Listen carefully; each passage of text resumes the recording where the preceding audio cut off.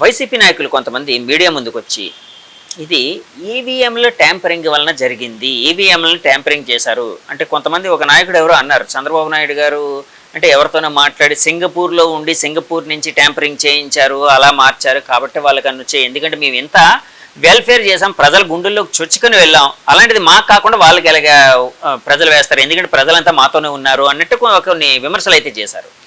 అంటే ఈవీఎంస్ ట్యాంపరింగ్కి సంబంధించి అలాంటి అవకాశాలు ఏమైనా ఉన్నాయా సార్? ఎందుకంటే ఈ దేశంలో ఓడిపోయిన ప్రతి నాయకులు కూడా ఈవీఎం గురించి మాట్లాడారు. అంటే వాళ్ళు గెలిచినప్పుడు ఈవీఎంలు బాగున్నాయి, ఓడిపోయినప్పుడు ఈవీఎంలు బాగులేవు అన్నవి చాలా మంది కామెంట్ చేశారు. 2019లో టీడీపీ నాయకులు కొంతమంది కూడా కామెంట్ చేసినట్టున్నారు. ఎందుకంటున్నానంటే జనరల్ గా ఓటమికి ప్రధానమైన కారణం చూపించడానికి ఈవీఎంల మీద కానీ ఈవీఎంల గురించి కూడా ఒక క్లారిటీ రావాలని చెప్పేసి అప్పుడు సుప్రీంకోర్టులో కూడా ఒక పిల్ వేయడం జరిగింది. ఆ తర్వాత సుప్రీంకోర్టు కూడా ఐ థింక్ ఎలక్షన్ కమిషన్ వారు కూడా వీరందరి పార్టీలను పిలిపించి మీరు ప్రూవ్ చేయండి అని చెప్పారు. కానీ ఎక్కడ కూడా ప్రూవ్ జరగలేదు, అందులో ఎవరు కూడా దాన్ని సూచించలేకపోయారు. కానీ ఏంటంటే ఇలాంటి అనుమానాలు వస్తుంటాయి సర్వసాధారణంగా. కాబట్టి ఈ అనుమానాలను తీర్చాల్సిన బాధ్యత కూడా ఎలక్షన్ కమిషన్ ఉంది. ఇది ఎలా ట్యాంపర్ ప్రూఫ్ అన్న దాని గురించి, ఎందుకంటే 2014 ముందు వీవీప్యాట్ ఉండేది కాదు, ఈ అనుమానాలు వస్తున్నాయని వీవీప్యాట్ ఇంట్రడ్యూస్ చేయడం. అంటే అంతకుముందు ఎలాగుందంటే ఈ బ్యాలెటింగ్ యూనిట్ ఉంటుంది, తర్వాత వచ్చేసి కంట్రోల్ యూనిట్ ఉండేది ఇంతకుముందు. కాబట్టి నేను నొక్కిన తర్వాత అక్కడికి పడిందని నేను అనుకుంటాను, కానీ ఈ నొక్కింది అక్కడికి ట్రాన్స్మిట్ అయిందా లేదా నాకు తెలియదు. అందుకనే వీవీప్యాట్ అన్నదాన్ని ఒకదాన్ని ఇంట్రడ్యూస్ చేసి స్లిప్ అనేది రావడం, మీకు ఒక 7 సెకండ్లు ఒక స్లిప్ కనపడుతుంది, ఆ తర్వాత అది డ్రాప్ అయిపోయింది. తర్వాత ఏంటంటే ప్రతి అసెంబ్లీ నియోజకవర్గంలో కూడా ఒక 5 వీవీప్యాట్లని 5 ఈవీఎంలని ర్యాండమ్గా సెలెక్ట్ చేసి కౌంట్ చేయాలి. అంటే ఈ రెండు టాలీ అవ్వాలి. సో ఈ విధమైన జాగ్రత్త కూడా తీసుకోవడం జరిగింది. అయినా కూడా ఇంకా రకరకాల అనుమానాలు ఉన్నాయి. సోర్స్ కోడ్ ఏదైనా వేరేగా రాయొచ్చు కదా అని కూడా కొంతమంది మాట్లాడారు. అందువల్ల ఏంటంటే ఎలక్షన్ కమిషన్ కానీ, భారత్ ఎలక్ట్రానిక్స్ కానీ, ఈసీఐఎల్ కానీ ఈ కోడ్ అన్నదాన్ని డిక్లేర్ చేయవచ్చు. ఇది మా కోడ్, ఈ కోడ్ మేము ఫాలో అవుతున్నాం. ఇప్పుడు మీరు కూడా చూడండి, వాట్సాప్ కానీ సిగ్నల్ కానీ వీటిలన్నింటిలో ఏం చేస్తారంటే వాళ్ళ కోడు, ముఖ్యంగా సిగ్నల్ అన్న ఇది తీసుకుంటే అందులో అది ఓపెన్ కోడ్, ఓపెన్ సోర్స్. అంటే మేము ఏం కోడ్ ఫాలో అవుతున్నామని ప్రజలందరికీ తెలుపుతారు. సో అందులో ఏ విధంగా సెక్యూరిటీ ఉందని వాళ్ళు చూసుకోవచ్చు. కాబట్టి అటువంటి కోడ్ కూడా వీళ్ళు డిక్లేర్ చేయొచ్చు.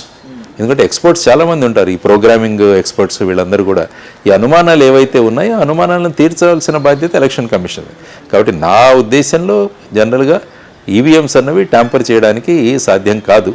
కానీ ఈ అనుమానాలు ఏవైతే రేకెత్తుతున్నాయో వాటి గురించి కంప్లీట్గా ఒక 100% ఈ విధంగా సోర్స్ కోడ్ కనుక డిక్లేర్ చేయగలిగితే ఇక ఈ అనుమానాలకు తావు ఉండదని నేను అనుకుంటున్నాను. సార్, సోర్స్ కోడ్ ఒకవేళ డిక్లేర్ చేశారనుకోండి, అది నెక్స్ట్ ఎలక్షన్కో లేకపోతే ఇంకో విధంగానో మిస్లీడ్ అయ్యే అవకాశం, లేకపోతే ఏదైనా చీటింగ్ చేసే ఆస్కారం. అంటే నేను అంటున్నాను ప్రతి ఎలక్షన్ ముందు ఈ సోర్స్ కోడ్ డిక్లేర్ చేయాలంటున్నాను.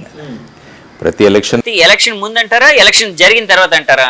ముందే. ఎందుకంటే సోర్స్ కోడ్ నా చిప్ ఏదైతే ఉంటుందో ఆ చిప్ నాకు కంట్రోలింగ్ యూనిట్లో ఉంటుంది. సో ఆ చిప్ ఏ విధంగా సిగ్నల్ తీసుకుంటున్నది అనేది సోర్స్ కోడ్ తెలిసిపోతే ఏమవుతుంటే అందులో ట్యాంపరింగ్ చేయొచ్చా అన్న అనుమానాలు ఏవైతుంటే వీగిపోతాయి. ఎవరైనా చేసే అవకాశం ఉండొచ్చు కదండి, సైబర్ నేరగాళ్ళు ఇలాంటి వాళ్ళు. అది ఎప్పుడవుతుందంటే సైబర్ నేరగాళ్ళు ఎప్పుడవుతారంటే, ఇప్పుడు చూడండి, మీరు చిన్న నోకియా 1000 రూపాయల ఫోన్ కొనుక్కోండి, అది ఎవడో హ్యాక్ చేయలేడు. ఎందుకంటే అది ఇంటర్నెట్ కనెక్టెడ్ కాదు. ఎప్పుడైతే మీ ఫోన్ ఇంటర్నెట్ ఉంటుందో, మీ స్మార్ట్ ఫోన్లు, ఇప్పుడు ఆండ్రాయిడ్ కావచ్చు లేకుంటే ఐఓఎస్ అంటే యాపిల్ ఫోన్ కావచ్చు, ఎప్పుడైతే దీంట్లో మీరు ఇంటర్నెట్ తెచ్చారో అప్పుడు దాని నుంచి లోపలికి ప్రవేశించడానికి అవకాశం ఇస్తున్నారు. కానీ ఈ ఎలక్ట్రానిక్ ఈవీఎం అన్నది అది దీనికి కనెక్టెడ్ ఉండదు. కనెక్టెడ్ కాదు, it's a stand alone machine. Me Nokia 1000 rupees లాగా అందులో ఓన్లీ ఉన్నదొకటి ఈ చిప్. ఎప్పుడైతే మనం బ్యాలెటింగ్ యూనిట్ మీద నొక్కుతామో మనం తీసుకున్న దాన్ని వీవీప్యాట్కు ట్రాన్స్ఫర్ చేసి అక్కడి నుంచి కంట్రోల్ యూనిట్కి వెళ్ళేలాగా ఈ చిప్ చేస్తుంది. సో ఈ చిప్ కోడ్ అన్నది ఇంపార్టెంట్. కాబట్టి ఆ చిప్ కోడ్ నెక్స్ట్ ఎలక్షన్ నుంచి డిక్లేర్ చేయొచ్చు. ఈ సాఫ్ట్వేర్ ఎక్స్పర్ట్స్ కానీ, ప్రోగ్రామింగ్ ఎక్స్పర్ట్స్ కానీ ఆ చిప్ కోడ్ని వెరిఫై చేయొచ్చు ఎక్కడైనా ట్యాంపరింగ్ జరుగుతుందా. ఎందుకంటే ఎన్నికలు ఎప్పుడు కూడా వితౌట్ ఎనీ డౌట్ జరగాలి అన్నది మనం అనుకుంటాం. కాబట్టి నా ఉద్దేశం ఈవీఎంస్ అన్నవి ట్యాంపర్ చేయలేరు అన్నది నా ఉద్దేశం. సార్, ఈవీఎంలు మన దేశంలో మాత్రమే అంటే ఎలక్షన్స్లో ఉపయోగిస్తున్నారా? ప్రపంచ దేశాల్లో ఎక్కువ మంది లేదు. ప్రపంచ దేశాల్లో చాలా దేశాల్లో, మెజారిటీ దేశాల్లో ఉపయోగించట్లేదు. ఎందుకంటే ముఖ్యంగా జనాభా ఒకటి తీసుకోండి. మన దగ్గర ఉన్న జనాభా ఇప్పుడు 145 కోట్ల మంది ఉన్నాం, అందులో సుమారుగా 92 కోట్ల ఓటర్లు. సో ఇంతకుముందు బ్యాలెట్ సిస్టమ్ పెట్టేవాడు, దానికి 2-3 రోజులు ఆ కౌంటింగు ఇవన్నీ కూడా అయ్యేది. కాబట్టి ఇప్పుడు ఈ కొత్త విధానాన్ని తీసుకొచ్చాం త్వరగా ముగించడానికి అన్న ఉద్దేశంతో తీసుకొచ్చాం. ఇప్పటికీ చాలామంది డిమాండ్ ఉంది, మళ్ళీ బ్యాలెట్ పేపర్కే వెళ్ళిపోదాం మనము. బ్యాలెట్ పేపర్లో కూడా ఇప్పటిలాగా 30-35 మంది నిలబడుతుంటే వాటిలన్నిటి కూడా పెద్ద బ్యాలెట్ షీట్ న్యూస్ పేపర్ సైజులో అవుతుంది. వాటిలన్నింటినీ ఫోల్డ్ చేయడం, మళ్ళీ వేయడము, ఇవన్నీ కూడా చాలా పెద్ద కౌంటింగ్ ముందు వాటిని తీయాలి, చూడాలి, బండల్స్ చేయాలి, మిక్స్ చేయాలి. ఇవన్నీ కూడా ఎన్ని రోజులు పట్టేది మేము కొన్ని ఎన్నికలకు చూసాం. అందులో 3 రోజులు 4 రోజులు కౌంటింగ్ జరుగుతూనే ఉండేది. ఇప్పుడు ఏమైంది, ఎలక్షన్స్ మొదలవుతే సాయంత్రానికి మధ్యాహ్నానికి అంతా కూడా తెలిసిపోతున్నాయి రిజల్ట్స్. కానీ దీంట్లో ఏంటంటే ఎక్కడ అనుమానాలు లేకుండా తీసుకురావాల్సిన బాధ్యత అటు ప్రభుత్వానికి ఇటు ఎలక్షన్ కమిషన్ కూడా ఉంది. సార్ ఇప్పటి వరకు రిజిస్టర్ అయిన కేసెస్ కానీ లేకపోతే ఏదైనా విషయాల్లోని అంటే ఈవీఎంలు వేరే దేశాల్లో ఎక్కడైనా ట్యాంపరింగ్ అయినట్టు ఇట్లాంటి అంటే ఏమైనా జరిగిన సంఘటనలు ఏమైనా ఉన్నాయండి? ఎక్కడ నేను చూసినంత మటుకు ఈ ట్యాంపరింగ్ విషయాలు ఎక్కడ నేను గమనించగలిగిన అనుమానాలే ఉన్నాయి. అనుమానాలు వ్యక్తం చేస్తూ ఉన్నారు చాలా. ఎందుకంటే ఎప్పుడైతే ఎలక్ట్రానిక్ మెషిన్ ఉందో, ఎప్పుడైతే ఒక చిప్ ఉందో, ఎప్పుడైతే ఒక కోడింగ్ లాంగ్వేజ్ ఉందో, ఆ కోడింగ్ని పర్టికులర్ వ్యక్తులు ఏర్పాటు చేస్తారని వస్తుందో, ఏ సంస్థలు అయితే తయారు చేస్తున్నారో ఆ సంస్థల్లో ఉన్న వాళ్ళు ఎవరు, వీటన్నిటి మీద అనేక అనుమానాలు వ్యక్తం చేస్తుంటారు. కానీ కాంక్రీట్గా ఎవరు ఏమీ ప్రూవ్ చేయలేదు ఇప్పటివరకు. ముఖ్యంగా ఏంటంటే ఎవరైతే ఓడిపోతారో వాళ్ళు ఈవీఎంస్ వల్లే ఓడిపోయామన్నది ఇంకొక కొత్తగా ఈ మధ్య మాట్లాడుతున్నాం. సో కూటమి గెలవడానికి ఈవీఎంల కారణం కాదు, ప్రజలే కారణం అని మీరు అంటారు, అంతే కదండి? Until unless it is proved. Okay, మీరు ప్రూవ్ చేస్తే తప్పు. ఆ మధ్య ఒక పర్సన్ ఎవరో ఒక ఆయన అప్పట్లో ఒక ఈవీఎం ఎక్కడి నుంచో తీసుకుని వెళ్ళి ఇది ట్యాంపరింగ్ చేయొచ్చని ఏదో డెమాన్స్ట్రేట్ చేసినట్టు కొన్ని వార్తలు రావడం, అతన్ని అరెస్ట్ చేయడం, అతని మీద కేసు పెట్టడం కూడా జరిగింది. దానికోసం మీకు ఏమైనా ఐడియా ఉందా సార్, గుర్తుందా సార్? ఇప్పుడు చదివాను కానీ, బట్ అదేంటంటే అఫీషియల్గా మీరు ఏదైనా చేయాలంటే బిఈఎల్ కానీ ఈసీఎల్ కానీ తయారు చేసిన ఈవీఎం తీసుకొని దాని మీద డెమాన్స్ట్రేట్ చేయాలి. ఈవెన్ ఇప్పుడు ఈ సంస్థలు కూడా ఓపెన్గా ఛాలెంజ్ ఇవ్వచ్చు. ఎస్, మేము మా మెషిన్ ఇస్తాము, మా చిప్ ఇస్తాము, ఎవరైనా ప్రూవ్ చేయండి అని. అప్పుడు ఏంటంటే కాన్ఫిడెన్స్ పెరుగుతుంది. సో ఆ విధంగా కూడా చేయొచ్చు. అంటే ఇంకా కూడా ఎవరికైనా డౌట్లు ఉంటే ఆ విధంగా డౌట్లను నిరసన చేయడానికి ఎస్ ఇది మా ఈవీఎం, ఇది మా కంట్రోల్ యూనిట్, ఇది వీవీప్యాట్, రండి చేయండి, మీరు ప్రూవ్ చేయండి అని కూడా ఓపెన్ ఛాలెంజ్ ఇవ్వచ్చు. సార్ చూసాము, చంద్రబాబు నాయుడు గారు రేపు ఆయన ప్రమాణ స్వీకారం చేయబోతున్నారు. ఆయనతో పాటు పవన్ కళ్యాణ్ గారు కూడా డిప్యూటీ సీఎంగా ప్రమాణ స్వీకారం చేయబోతున్నారని కొన్ని వార్తలు అయితే వస్తున్నాయి. సో అంటే దాని మీద మీ ఆలోచన ఎలా ఉంది, అంటే మీ అంటే అభిప్రాయం ఏంటి సార్? వీళ్ళు ఏ విధంగా ఈ మంత్రిత్వ శాఖలు ఏ విధంగా డిస్ట్రిబ్యూట్ చేసుకుంటున్నారన్న దాని మీద ఉంటుంది. యాక్చువల్గా డిప్యూటీ సీఎం అన్నది కొన్ని చోట్ల ఉంటుంది, చాలా రాష్ట్రాల్లో లేదు. రాజ్యాంగబద్ధంగా లేదని అంటారు, నిజమేనా సార్? రాజ్యాంగబద్ధంగా ఉన్నది ముఖ్యమంత్రి, మంత్రులు. ఓకే. సో ఇప్పుడు చూసుకున్నా గత ప్రభుత్వం 5 డిప్యూటీ సీఎంలు. అవునండి, 5. తర్వాత మనం కేంద్రంలో చూసినా కూడా డిప్యూటీ ప్రైమ్ మినిస్టర్ కూడా ఉండేవారు. ఎల్కే అద్వానీ గారు కావచ్చు, వీళ్ళందరూ కూడా అప్పుడు ఉన్నారు. కాబట్టి ఈ విధమైన పోస్ట్. సో అందులో ఏంటంటే మంత్రికి ఉన్న తర్వాత ఏంటంటే డిప్యూటీ సీఎం, దానితో పాటు కొన్ని మంత్రిత్వ శాఖలు కూడా ఉంటాయి. ఓకే. అంటే వారికి ఏ మంత్రిత్వ శాఖలు కేటాయిస్తారు, అసలు ఫైనల్గా వీరిద్దరి మధ్య ఏం చర్చ జరిగింది, తర్వాత ఏ విధంగా మంత్రిత్వ శాఖలు ఎవరికి ఎన్ని డివైడ్ చేసుకోబోతున్నారు, ఇవన్నీ కూడా రేపు ప్రమాణ స్వీకారం తర్వాత వారు అనౌన్స్ చేస్తారు. ఏంటంటే సోషల్ మీడియాలో ఇవే స్పెక్యులేషన్లు రకరకాలుగా తిరుగుతున్నాయి. కాబట్టి ఒక రోజు ఆగితే తెలుస్తుంది మొత్తం మీద ఏ విధంగా మంత్రిత్వ శాఖలు ఎవరు ఏ మంత్రిత్వ శాఖ తీసుకోబోతున్నారు. పవన్ కళ్యాణ్ గారు ఉప ముఖ్యమంత్రిగా ఉంటున్నారా, లేకుంటే ఏదైనా మంత్రిత్వ శాఖ స్వీకరిస్తారా, ఇవన్నీ కూడా ఫైనల్గా లిస్ట్ అనౌన్స్ చేసిన తర్వాతనే తెలుస్తుంది. అంటే ఉప ముఖ్యమంత్రిగా ఉంటూ కూడా మంత్రిత్వ శాఖలు స్వీకరించే అవకాశం ఉందా సార్? ఉంది. ఉప ముఖ్యమంత్రి అయిన తర్వాత ఒక పోర్ట్ఫోలియో ఇవ్వాలి కదా, ఏదో ఒక శాఖని కేటాయించాలి, లేకపోతే కొన్ని శాఖలు. ముఖ్యమంత్రి తీసుకున్నా కూడా సర్వసాధారణ ఇప్పుడు ప్రైమ్ మినిస్టర్ తీసుకోండి, నరేంద్ర మోడీ గారు, సర్వసాధారణ పాలన, అటామిక్ ఎనర్జీ, ఇలాంటివి ఇంకా మిగతా ఎవరి దగ్గర లేని శాఖలన్నీ కూడా ముఖ్యమంత్రి దగ్గర ఉంటాయి. కాబట్టి ప్రతి ఒక్కరికి శాఖ ఉంటుంది. నేను ప్రధానమంత్రి అన్ని విషయాలు నా దగ్గర ఉంటాయన్నది కాదు, ప్రధానమంత్రి కూడా కొన్ని విషయాలు ఉంటాయి. ఆయన హీఈస్ ద టీమ్ కెప్టెన్. అలాగా సార్ జనరల్గా మన రాష్ట్రానికి వచ్చినప్పటికీ ఎంతోమంది ముఖ్యమంత్రులను మీరు పరిశీలించారు కాబట్టి అడుగుతున్నాను, వాళ్ళు ముఖ్యంగా ఎలాంటి శాఖలు వాళ్ళ దగ్గర ఉంచుకుంటారండి ముఖ్యమంత్రి గారు? జనరల్గా ఏంటంటే జనరల్ అడ్మినిస్ట్రేషన్ అంటే సర్వసాధారణ పరిపాలన, ఆ తర్వాత కొంతమంది హోమ్ వాళ్ళ దగ్గర పెట్టుకున్న వాళ్ళు ఉన్నారు, కొంతమంది ఫైనాన్స్ వాళ్ళ దగ్గర పెట్టుకున్నారు, ఆర్థిక శాఖ వాళ్ళ దగ్గర పెట్టుకున్నారు. తర్వాత వచ్చేసి కొంతమంది సినిమాటోగ్రఫీ ఇలాంటివి రకరకాలుగా ఉంచుకుంటారు. అంటే జనరల్ అడ్మినిస్ట్రేషన్ GAD అంటాం మనం. GAD జనరల్ అడ్మినిస్ట్రేషన్ డిపార్ట్మెంట్స్ ఇవి వాళ్ళ దగ్గర ఉంచుకుంటూ ఉంటారు. సో ఆ విధంగా ఇప్పుడు చూడాలి, ఒక్కొక్కరికి కొంతమంది అనుకుంటారు హోమ్ డిపార్ట్మెంట్ మన దగ్గర పెట్టుకుందాం, అంటే పోలీస్ యంత్రాంగం ఇవన్నీ కూడా మన దగ్గర ఉంటాయి. కొంతమందికి మేబీ వ్యవసాయం ఇష్టం ఉండొచ్చు, కాబట్టి అగ్రికల్చర్ మా దగ్గర పెట్టుకుంటాము అని అంటుంటారు. సో ఆ విధంగా ఇప్పుడు it depends on the CM ఏ విధమైన విషయాలు వాళ్ళ దగ్గర పెట్టుకుందామని అనుకుంటున్నారు, ఏ విధమైన విషయాలు మిగతా వాళ్ళకి ఇద్దామనుకుంటున్నారు అనే దాని మీద ఆధారపడింది. బట్ సర్వసాధారణ పరిపాలన అన్నది జనరల్ అడ్మినిస్ట్రేషన్ అన్నది ముఖ్యమంత్రి దగ్గర జనరల్గా ఉంటుంది. ఆ తర్వాతే మిగతా శాఖలు కూడా ఎవరి దగ్గర లేని శాఖలు ఏవైనా ఉంటే అవి కూడా ఆ విషయాలన్నీ కూడా వీరు డిస్కస్ చేస్తారు. సార్, ఇందాక నేను ఒక వీడియో చూశాను. అంటే ఎన్డీఏ కూటమి తమ సభాధ్యక్షుడిగా తమ నాయకుడిగా చంద్రబాబు గారిని ఎన్నుకున్న ఇది యాక్చువల్గా ప్రతిపాదించింది పవన్ కళ్యాణ్ గారు. సో తర్వాత పురంధేశ్వరి గారు కూడా దానికి ఆమోదం బలపరిచారు. సో ఆ విధంగా చంద్రబాబు గారు ఎన్నికయ్యారు. వాళ్ళిద్దరూ తర్వాత కౌగిలించుకోవడం, వాళ్ళిద్దరి మధ్య ఇంటిమసీ ఇలాంటివన్నీ చూస్తూ ఉంటే అంటే మామూలు చూసినప్పుడు ఎలా అనిపిస్తుంది సార్? అంటే ఈ జోడీ ఎలా వెళ్ళబోతుంది, అంటే ఈ 5 ఏళ్ళలో ఏం చేయబోతుంది, వీళ్ళ ప్రయాణం సాఫీగా సాగే అవకాశం ఉందని అనిపిస్తుందా మీకు? డెఫినెట్గా ఇద్దరు కూడా రాష్ట్రం పట్ల అభిప్రాయము అభిమానం ఉన్నవాళ్ళు, రాష్ట్రాన్ని మంచి బాటలో తీసుకువెళ్ళాలి అన్న అభిప్రాయంతోనే వారు ఇద్దరు ఎన్నికల ముందే పొత్తు పెట్టుకోవడం జరిగింది. కొన్ని సమయాల్లో ఎన్నికల తర్వాత పొత్తు పెట్టుకుంటారు. అవునండి. కానీ ఇది ఎన్నికల ముందు నుంచి వచ్చిన పొత్తు కాబట్టి మొదటి నుంచే అవగాహనతో వెళుతున్నారు. కాబట్టి ఈ విధంగా కాకుండా రాష్ట్రాన్ని ఏ విధంగా ముందుకు తీసుకువెళ్ళాలి అన్నది, ఎందుకంటే ఆ పరిపాలన నుంచి ఈ పరిపాలనను అందరం కలిసి తీసుకొద్దామన్న నిర్ణయం తీసుకున్న వాళ్ళు ఖచ్చితంగా ఈ రాష్ట్రాన్ని ముందుకు తీసుకువెళుతున్నప్పుడు సామరస్యంతోనే, మంచి అభిప్రాయాలతోనే, మంచి చర్చలతోనే ముందుకు వెళుతుందని నేను అనుకుంటాను. అదే అనుకుందాం మనం, అదే జరగాలి కూడా. వాళ్ళిద్దరి మధ్య జోడీ ఆ ఇంటిమసీ కూడా బాండింగ్ కూడా కరెక్ట్ గా ఉన్నట్టు ఉందండి. అంటే చాలా చోట్ల వినిపిస్తుంది. అంటే తగ్గాల్సిన చోట ఇద్దరు తగ్గడానికి సిద్ధపడుతున్నారు. సో హితవు చాలా ముఖ్యం. తర్వాత కేంద్రంలో కూడా ఒక మంచి అవకాశం ఉంది మనకి. మనం అక్కడి నుంచి మనకు సంబంధించిన అనేక విషయాలను తెచ్చుకోవడానికి ఇది కూడా మంచి అదను. తర్వాత ఇంతకు ముందుగానే పవన్ కళ్యాణ్ గారికి అక్కడ మోడీ గారితో కానీ అమిత్ షా గారితో కానీ ఉన్న సాన్నిహిత్యం ఇవన్నీ కూడా రాష్ట్ర హితకు ఉపయోగపడతాయి. కాబట్టి ఈ విధంగా వాళ్ళ బాడీ లాంగ్వేజ్ కానీ మీరు అన్నట్టు వాళ్ళ ఆలోచనలు, ఇద్దరు ఏదైనా విషయంలో కావాలంటే తగ్గే విధానం, ఇవన్నీ కూడా మనకు స్పష్టంగా కనిపిస్తున్నాయి. ఇదే రాష్ట్రానికి కావాల్సింది. సార్, ఇప్పుడు మోదీ గారు అమిత్ షా గారి విషయంకి వచ్చినప్పటికీ యాక్చువల్గా పవన్ కళ్యాణ్ గారికి ఎక్కువ ఇంటిమసీ వాళ్ళతో ఉందా, అంటే ఎక్కువ ఫ్రెండ్షిప్ వాళ్ళతో ఉందా, లేకపోతే చంద్రబాబు గారికి ఎక్కువ ఇంటిమసీ ఫ్రెండ్షిప్ ఉంది అంటే ఏమని భావించవచ్చు? ఎందుకంటే ఏంటంటే 2019 ఎన్నికలు అయిన తర్వాత పవన్ కళ్యాణ్ గారు అప్పటి నుంచి భారతీయ జనతా పార్టీతో సఖ్యతగా ఉన్నారు.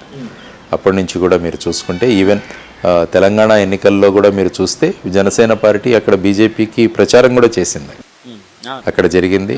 సో ఆ విధంగా ఆ విధమైన ఇంటిమసీ ఉంది. కానీ రాజకీయాల్లో ఏమవుతుందంటే ఈ వీళ్ళందరూ కూడా ఎన్నికల ముందే కలిశారు, అదొక మంచి విషయం. కాబట్టి ఎన్నికల ముందు కూడా కలిసేటప్పుడు కూడా కొన్ని విషయాలు ఆలోచించుంటారు.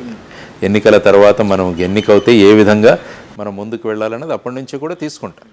సో అవన్నీ చూసుకుంటే అటు కేంద్రంలో కావచ్చు, ఇటు రాష్ట్రంలో కూడా కావచ్చు, సయోధ్యగా సఖ్యంగా ముందుకు వెళితే బ్రహ్మాండంగా మనం అభివృద్ధి సాధించగలం. ఇది చాలా క్రూషల్ ఈ 5 సంవత్సరాలు మన రాష్ట్రానికి. అంటే ఈ ఇద్దరిలో ఎవరికి ఎక్కువ సఖ్యత ఉందని భావించవచ్చండి వాళ్ళతోనే? ఎందుకంటే అక్కడ తీసుకుంటే మోడీ గారు ఈసారి మాట్లాడుతూ చంద్రబాబు గారి అనుభవం గురించి మాట్లాడారు. తర్వాత పవన్ కళ్యాణ్ గారి యొక్క ప్రభావం గురించి మాట్లాడారు. ఏ పవన్ అయ్యే ఏ తుఫాన్ అయ్యి అన్నారు ఆయన. అంటే ఒక జస్ట్ గాలి కాదు, ఇదొక తుఫాన్ అన్నట్టుగా మాట్లాడారు. అంటే ఆ విధంగా చూసుకుంటే అనుభవము, తర్వాత వచ్చేసి ప్రజలలో ఉన్న ప్రజాదరణ, ఈ రెండింటి కాంబినేషన్ అన్నట్టుగా ఆయన మాట్లాడారు. సో ఆ విధంగా it's a good combination.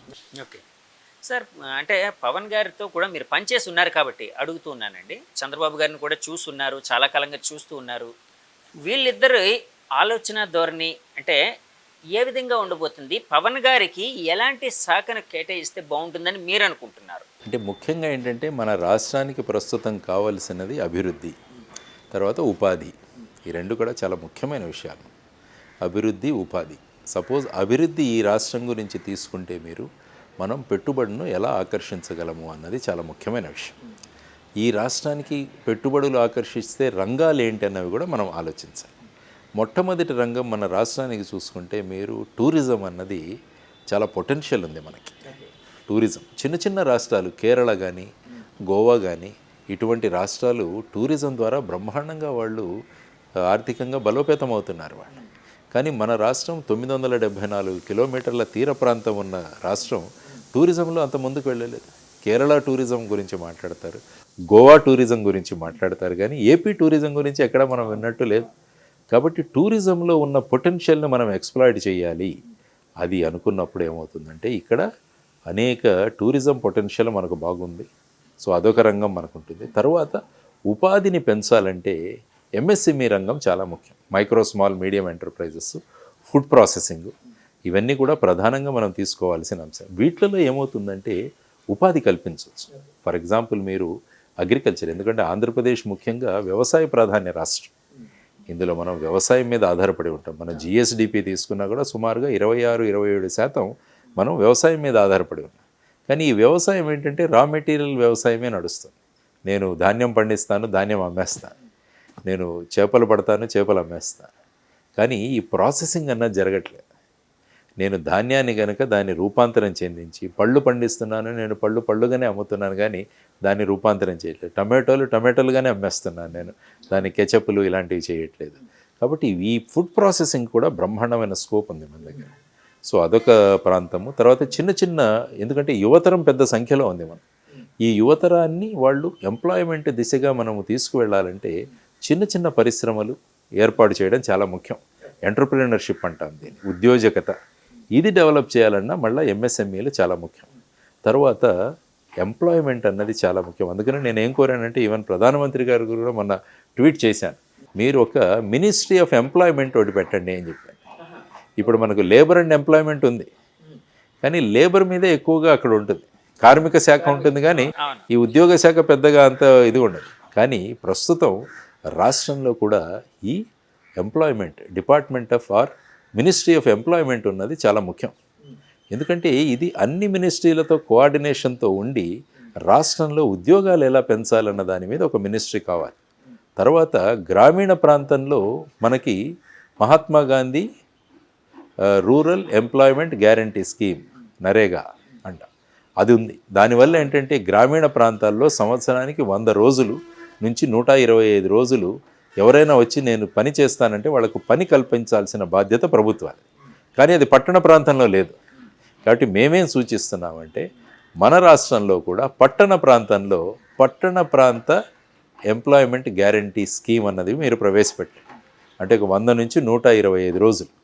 For example ఇక్కడ ఎలాంటి పనులు మనం చేయొచ్చు అన్నవి మనం కేంద్రీకరించి, సపోజ్ ఇక్కడ పార్కులు డెవలప్ చేయడము, లేకుంటే గ్రీనరీ డెవలప్ చేయడము, తర్వాత వచ్చేసి డ్రైనేజ్ సిస్టమ్స్ని ఇంప్రూవ్ చేయడము, తర్వాత హెరిటేజ్ బిల్డింగ్స్ని కాపాడడము, తర్వాత క్లీన్లీనెస్లో ఏం చేయగలము, ఇలాంటివన్నీ కూడా మనకు ఏర్పాటు చేసి అక్కడ పట్టణ ప్రాంతంలో 100 నుంచి 125 రోజులు మనం కనుక యువతరానికి ఉపాధి కల్పించగలిగితే అది కూడా బ్రహ్మాండంగా వెళ్తుంది. ఇప్పుడు ఏంటంటే నిరుద్యోగ భృతి గురించి మాట్లాడుతున్నాము.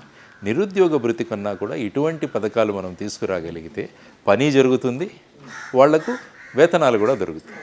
సో ఇటువంటి విధానాలు తీసుకురమ్మని చెప్పి కూడా మేము, కాబట్టి మన మెయిన్ కాన్సన్ట్రేషన్ వచ్చేసి పెట్టుబడులు ఎలా తీసుకురావాలి రాష్ట్రానికి, రాష్ట్రంలో ఉన్న యువతరానికి ఏ విధంగా ఉద్యోగాలు కల్పించాలన్నవి ఈ రెండు చాలా ప్రధానమైన అంశాలుగా ఉంటాయి.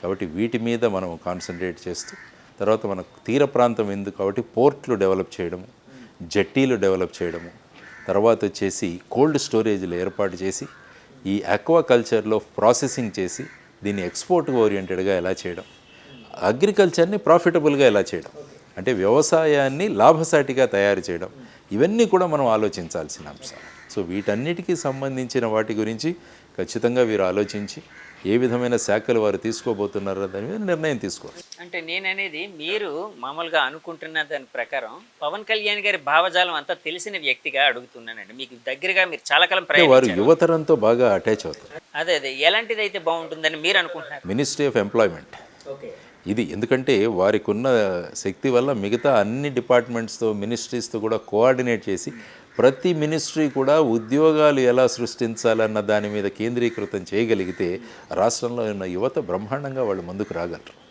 కాబట్టి ఆ విధంగా వారికి మిగతా పోర్ట్ఫోలియో ఏమైనా కూడా ఈ కొత్త మినిస్ట్రీ అన్నది ఏర్పాటు చేయాలన్నది నా అభిప్రాయం. అదే పవన్ కళ్యాణ్ గారికి ఇవ్వాలి అన్నది మీ అభిప్రాయం. ఆయన చెబితే యువతరానికి కూడా బాగా వెళుతుంది, అవును, యువతరానికి బ్రహ్మాండంగా ఆయన వెళుతుంది. మిగతా శాఖలు ఉన్నాయి, మిగతా రొటీన్ శాఖలు ఉన్నాయి, కానీ ఇది ఒక కొత్త ప్రయోగం. ఈ ప్రయోగాలు చేయాలి. తర్వాత రాష్ట్రానికి కావాల్సింది కూడా అది, అంటే పెట్టుబడులు ఆకర్షించడం, టూరిజం డెవలప్ చేయడము, ఆ తర్వాత వచ్చేసి అగ్రికల్చర్లో ఫుడ్ ప్రాసెసింగ్ డెవలప్ చేయడం, ఎంఎస్ఎంఈలు పెట్టుకోవడం, తర్వాత పట్టణ ప్రాంత ఎంప్లాయ్మెంట్ గ్యారంటీ స్కీమ్ తీసుకురావడం, యువతరానికి పెద్దపెట్టున వేతనాలు కల్పించడం. సో ఇవన్నీ కూడా చేయాల్సిన అంశాలు. కాబట్టి వీటన్నిటి గురించి వారికి ఆలోచనలు ఉంటాయి డెఫినెట్గా. సో దాని గురించి ఒక యోగ్యమైన నిర్ణయం తీసుకుంటారు. కానీ వారు ఎక్కడున్నా కూడా ఆ మంత్రిత్వ శాఖను బ్రహ్మాండంగా ముందుకు తీసుకువెళ్తారని నేను అనుకుంటాను. సార్ 2014 నుంచి 19 వరకు మీరు పరిపాలన, అంటే టీడీపీ కూటమి పరిపాలన, అంటే అప్పుడు కూడా ఎన్డీఏనే కాబట్టి అడుగుతున్నాను. అప్పుడు జనసేన వాళ్ళు డైరెక్ట్గా ఇన్వాల్వ్ అవ్వలేదు, ప్రభుత్వంలో చేరలేదు. బీజేపీ వాళ్ళు అయితే చేరారు, బీజేపీ టీడీపీ వాళ్ళు.